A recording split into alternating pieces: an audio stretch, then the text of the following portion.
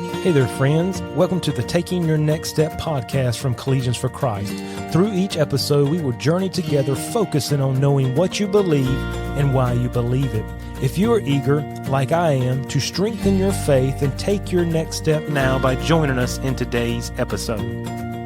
On today's episode and also on next week, we're going to look at and examine what is often referred to as the parable of the prodigal son. As you look at this parable, there's really three characters that are in the parable.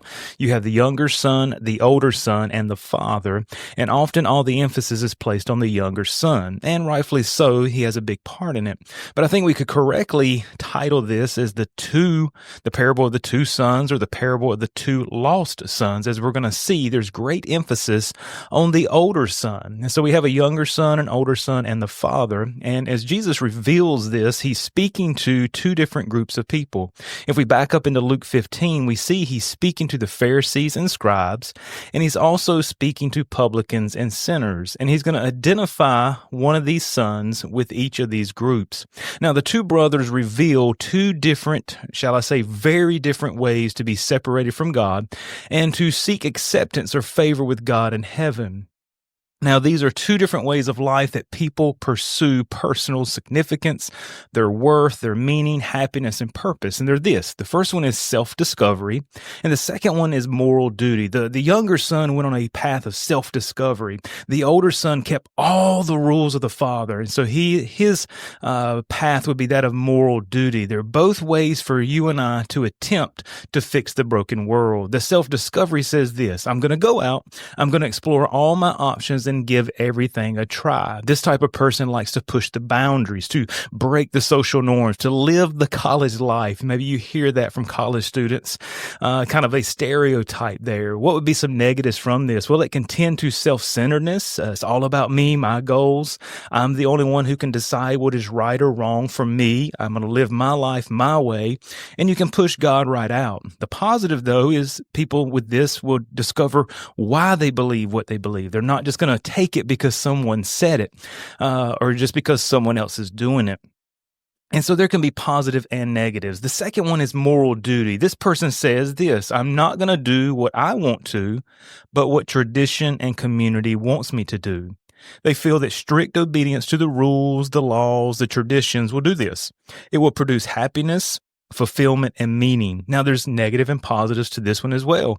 The negative is it leads to legalism. It creates a better than others type of attitude. It creates prejudice, racism. There's a pride in self, and we feel like we've done something for God so that he owes us. So we're trying to earn favor with God. And honestly, people like this are truly unhappy on the inside. The positive is they do put others before themselves. They do live good lives. Now, one writer said this, Timothy Keller. He said, our society is so divided over both of these approaches. And he had this to say: the moral conformists say the immoral people, the people who do their own thing, are the problem with the world, and the moral people are the solution. The advocates of self-discovery say the bigoted people, the people who say we have the truth, are the problem with the world, and progressive people are the solution. Each side says our way is the way the world would be put to rights, and if you're not with us, you are against us. And we see that revealed so starkly in our society right now. And people can go from one to the other. People can have a little bit of one and a little bit of other. I know it's a generalization, but Jesus is teaching, and there is two paths that people will try to pursue: happiness, fulfillment, and to earn favor, if you will, with God. So as we go to our passage here, we're going to see the extravagant love of God first, and then we'll see next week why good doesn't mean better. Now, as we look at the passage here, the younger son, we see he asked for his inheritance. It says, and the younger son said to his father, give me the portion of goods that falleth to me. And he divided unto them his living. And not many days after, the younger son gathered all together, took his journey into a far country. And there, it says, wasted his substance with riotous living. So we see he roamed away from the father. He wandered away thinking that he knew better than the father. He thought that the world had more to offer him. How often do we find ourselves there thinking the world has more to offer us? He felt like the father was withholding something from him. Living the Christian life, sometimes people think that God is holding them back. He's keeping something from them. And that's what Satan likes to dangle in front of our faces to make us feel like God is keeping something from us.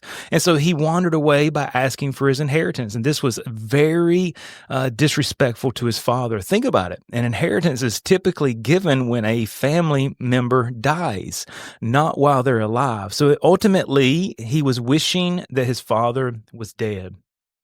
What he was saying is he wants the Father's things, but not the Father. And how often do we want the benefits of God, but not the full surrender to God? We want his safety. We want his answers to prayer. We want good health. We want the financial benefits. We want a good life, yet we don't want to give full surrender to him. That is the condition, the mind frame, if you will, of the younger brother as he roamed away, wandered away from the father. But as he wandered away, he came to himself.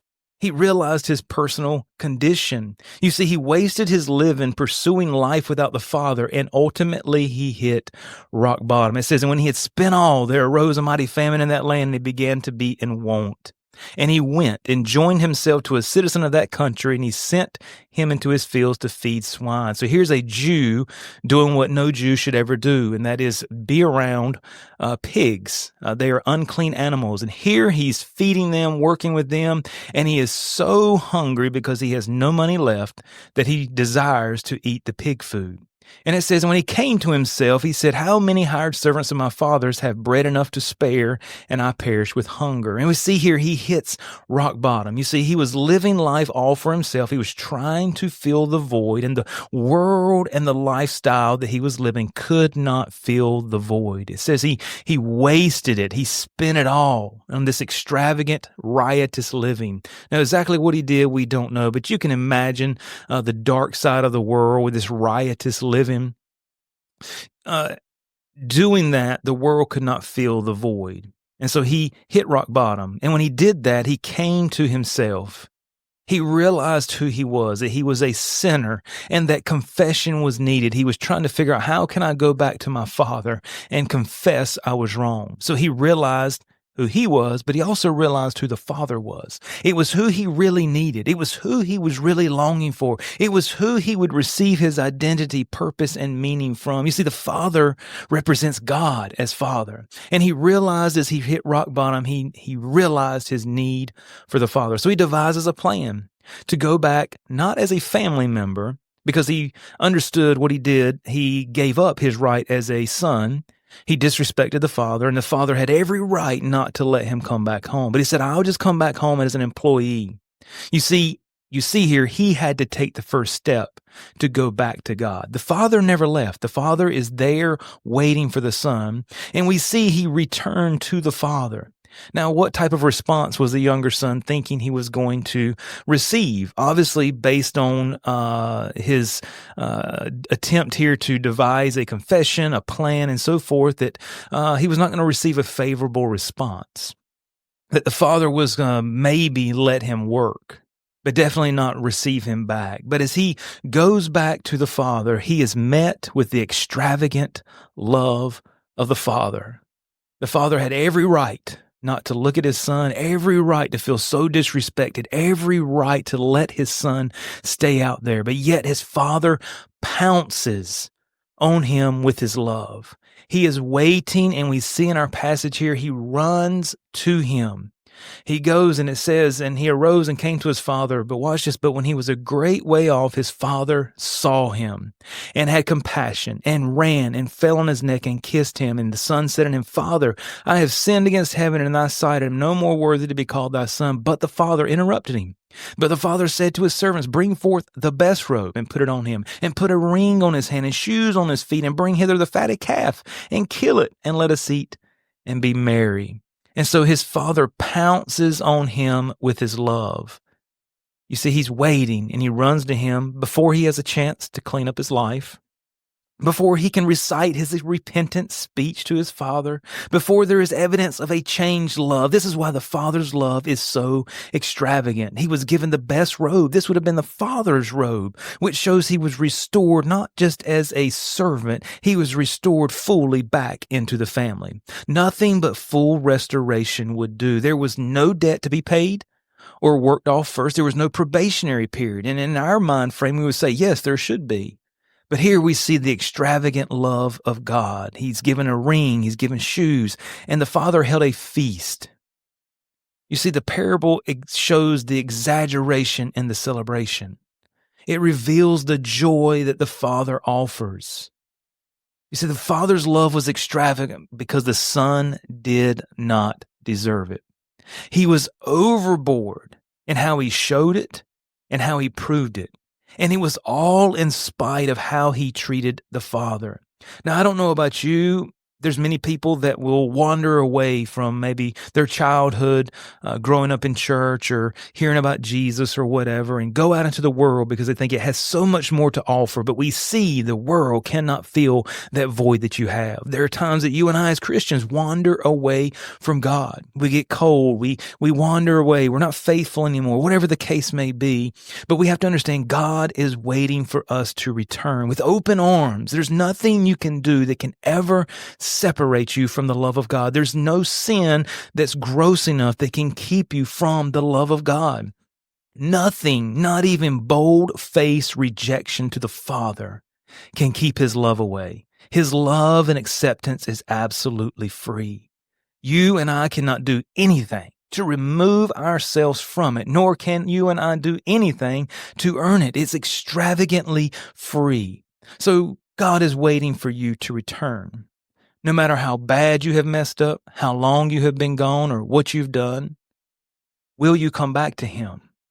God's love is so extravagant that you and I as believers who are there with the Father must share it with the world. So will you tell others about his extravagant love?